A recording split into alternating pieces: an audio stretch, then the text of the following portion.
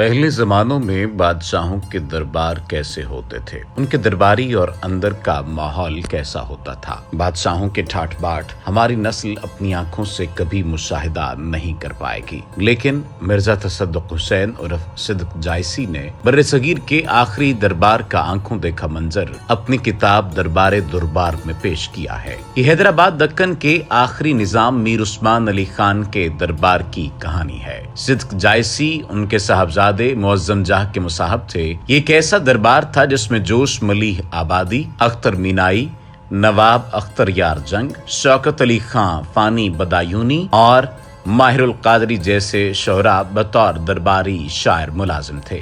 دربار دربار کے مصنف صدق جائسی نے 1936 کے آخری مہینوں میں حیدرآباد دکن میں قدم رکھا اور دہائیوں تک وہ شاہی دربار سے وابستہ رہے۔ ڈیلی پاکستان ہسٹری پر ہم اس سیریز میں صدق جائسی کے اپنے الفاظ میں ناظرین کو درباری ماحول سے آگاہ کریں گے۔ یہ سیریز ایک آپ بیتی کی شکل میں گزشتہ سے پیوستہ طرز پر ناظرین کی خدمت میں پیش کی جائے گی۔ ہمارا مشورہ ہے کہ اگر کوئی ناظر بعد میں اس سیریز کے ساتھ جڑے تو وہ پہلے کی قسطیں ضرور دیکھ لے تاکہ اس کو سیاق و سباق کی سمجھ آ جائے۔ صدق جائسی کہتے ہیں کہ جب میں نے شراب کا پہلا گھونٹ پیا تو معلوم ہوا کہ دھوکے میں نیم کا پانی پی گیا۔ تلخی کی ایک تیز روح حلق سے سینے تک اترتی ہوئی محسوس ہوئی۔ منہ بنانا مقتضائے فطرت تھا۔ پرنس ہنسنے لگے، فرمایا میں نے تم کو نہایت ہلکی شراب دی ہے، اسے شیمپین کہتے ہیں اور یہ لیڈیز ڈرنک کہلاتی ہے۔ دوسرے مصاحبوں کی طرف اشارہ کر کے فرمایا یہ لوگ اکشا نمبر 1 یعنی برینڈی پی رہے ہیں،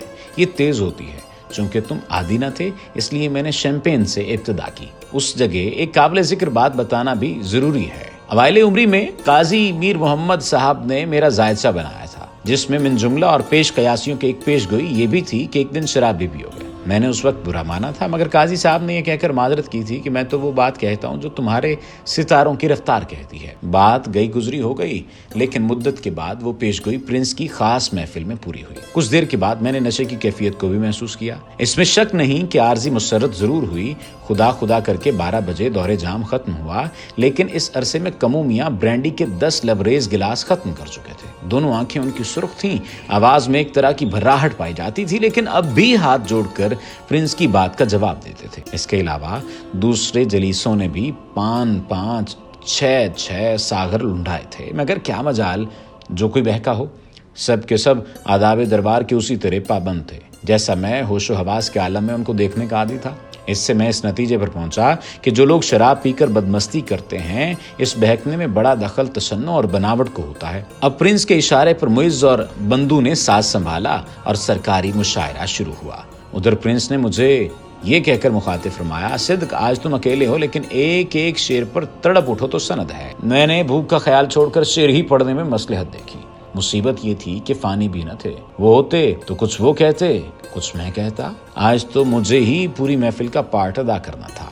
خدا کر کے 2 بجے مشاعرہ ختم ہوا۔ پرنس نے ADC سے فرمایا آج صرف بہت تڑپے ہیں، دیکھو خاصا تیار ہے۔ خدام نے عرض کی تیار ہے۔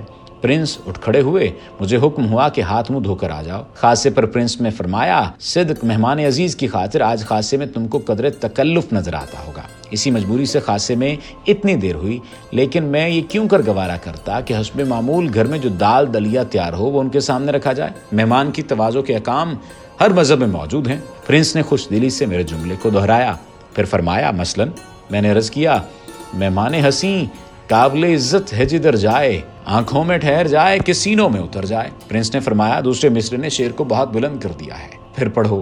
میں نے دوبارہ پڑھا، پھر فرمانے لگے تم نے یہ بھی محسوس کیا کہ ان کی وجہ سے آج وقت ہی نہیں معلوم ہوا، کوئی دم میں صبح ہوا چاہتی ہے، مگر مجھے تو ایسا معلوم ہوتا ہے کہ ابھی آیا ہوں۔ دوسرے دن میں نے قاضی میر محمد صاحب کو خط لکھا کہ آفرین ہے آپ کی پیشین گوئی پر گزشتہ شب مجھے اس طرح مجبور ہو کر شراب پینی پڑی۔ قاضی صاحب نے جو جواب لکھا اس سے ظاہر ہوتا تھا کہ مارے خوشی کے جامے میں پھولے نہیں سماتے اور میرے خط کو معاذ اللہ اپنی غیب دانی کے لیے ایک طرح کی سند سمجھتے ہیں۔ اس یادگار رات کے بعد پھر پرنس نے کبھی مجھے محفل میں پینے کو نہیں کہا۔ خاص محفلوں میں بے شک ان کا شریک ہوتا تھا، لیکن ایسی محفلیں سال میں کہیں 2 ہی 4 مرتبہ ہوتی تھیں۔